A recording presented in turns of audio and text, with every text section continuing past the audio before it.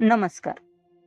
जिच्या सोन पावली घरात आनंद आणि सुख समृद्धी नांदते अशा गोड लेकी विषयी आज मी रचना सादर करीत आहे. तिचा जन्म होताच परक्याचं धन असे समजून सांभाळ केला जातो आणि या एका विलक्षण हुरहुरी सोबतच तिचे पालन पोषण केले जाते. असे न करता ती एक स्वतंत्र व्यक्तिमत्व आहे असे तिला जोपासावे. लेक ओझे न समजता दोन्ही कुळांना उजळवून टाकणारी पणती समजावी. लेकीलाही माणूस म्हणून तिचे कर्तृत्व फुलवण्यासाठी हक्काचे आभाळ प्रदान करावे, तरच ही तुम्हा आम्हांची सर्वांची लेक फुलून येईल. माझी लेक याविषयी मी रचना सादर करीत आहे. पोटी एक लेक जरूर असावी. बोबडे बोल, थोडीशी अवखळ, घराची ती शान असावी.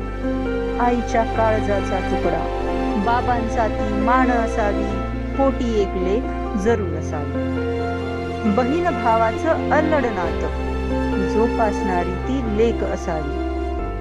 संयमी, सहनशील, नाजूक जरी प्रसंगी कणखर रणरागिणी असावी.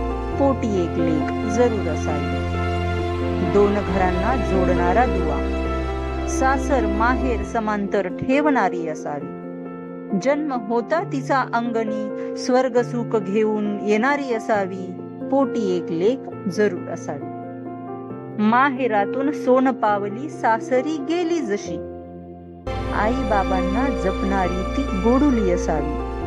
सुखदुःखांचा मेळ बसून आयुष्य मनसोक्त जगणारी परी असावी. पोटी एक लेक जरूर असावी.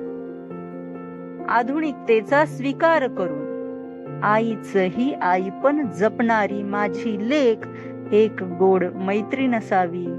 पोटी एक लेक जरूर असावी. पोटी एक लेक जरूर असावी. धन्यवाद.